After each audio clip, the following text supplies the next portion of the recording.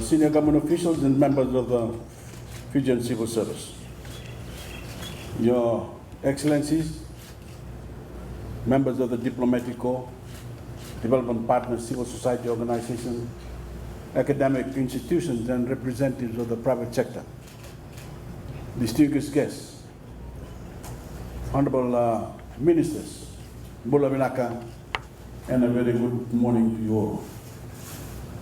Your Excellencies, ladies and gentlemen, we, the Fijian people, are stewards of the Blue Pacific, the world's largest ocean, world's largest ecosystem, and carbon sink. Few people on this earth are entrusted with a bigger and bluer responsibility.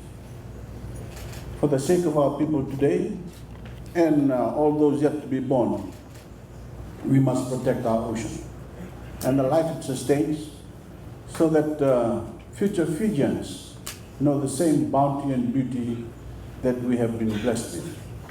That is our mission. The enemies set against us are, of course, well known: overfishing, pollution, changing climate, and reckless new practices like seabed mining. But as you've heard, by 2030, 30% of Fiji's ocean within our exclusive economic zone will be protected. Protected from exploitation, protected from degradation, and held in trust for generations to come. A pledge we call 30 by 30. I'm pleased to join you today to launch the National Consultations on the Marine Protected Areas 30 by 30 initiative.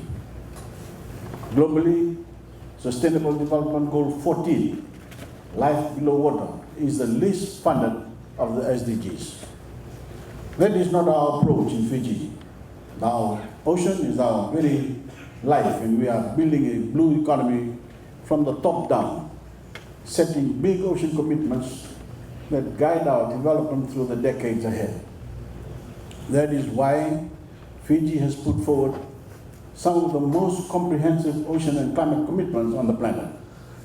We officially launched 17 voluntary commitments towards the protection and sustainable management of our oceans at the UN Oceans Conference, which we co-hosted with Sweden in June of 2017. And we walk the talk by embedding the implementation, the monitoring and evaluation process of our commitments into law. My government's ocean commitments are enshrined in Fiji's 5-year and 20-year National Development Plan in 2017, and most recently factored into Fiji's National Ocean Policy and Historic Climate Change Act in 2021. At this year's Ocean Conference, once again, we chose to lead by example, because we cannot afford to wait for someone else to work up the courage.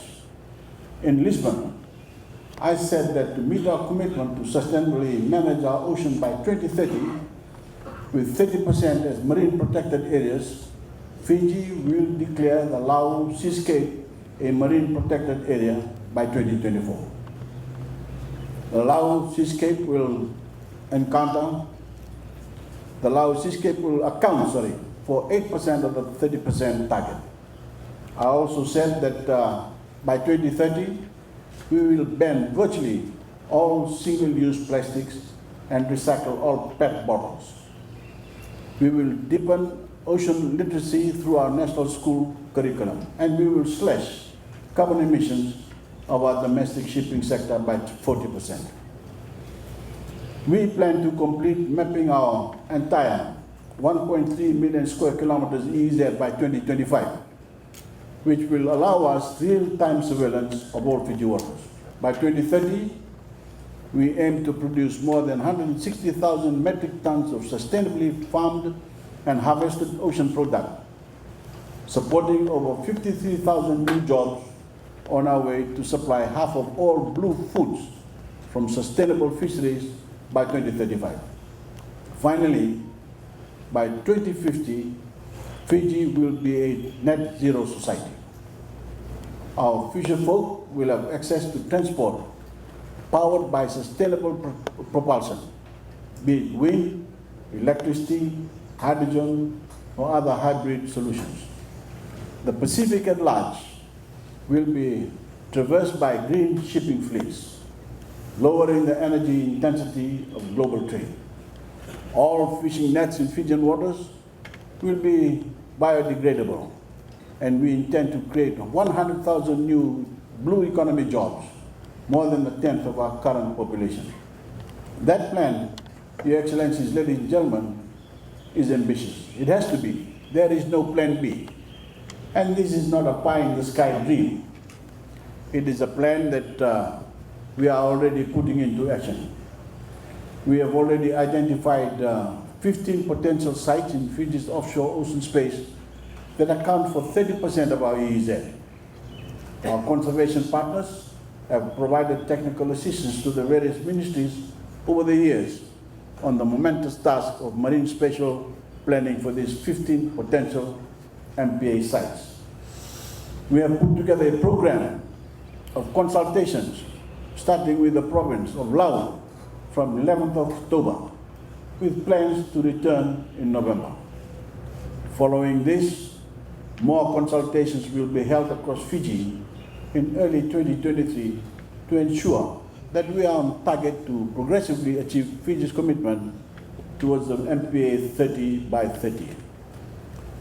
This matters for Fiji and it matters for the world. Our marine protected areas will provide other oceanic nations with a proof of concept, demonstrating how protecting 30% and sustainably managing 100% of an ocean area can benefit local livelihoods, increase resilience to climate change, safeguard biodiversity, and strengthen the economy. As you know, Excellencies, ladies and gentlemen, last week I was pleased to meet with President Biden at the White House to convey in no uncertain terms the criticality of the moment. The Pacific Ocean cleans the air we breathe, virtually operating as Earth's single lung, now following the widespread destruction of the Amazon rainforest. Secondly, without a doubt, the Pacific will provide the protein needed for much of the world in the future through fish and seafood. For this to continue, it needs to be protected.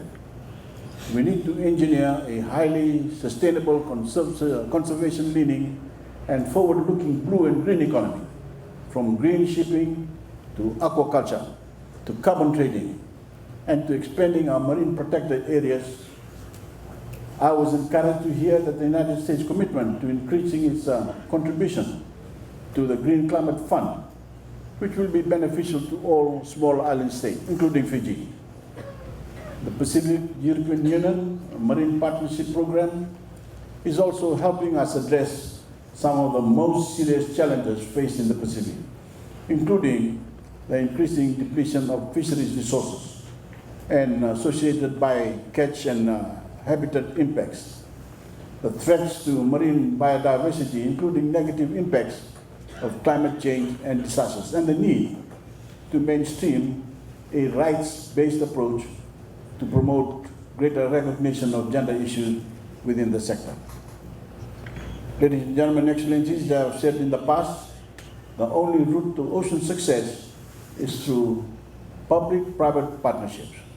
I want to personally thank those of you in this room, along with the many committed ocean champs that are not, for working in partnership with the Fijian government. Ladies and gentlemen, Your Excellencies, with those few words, I now have the honor of officially launching Fiji's national consultation on the MPA 30 by 30 commitment. Vinagre.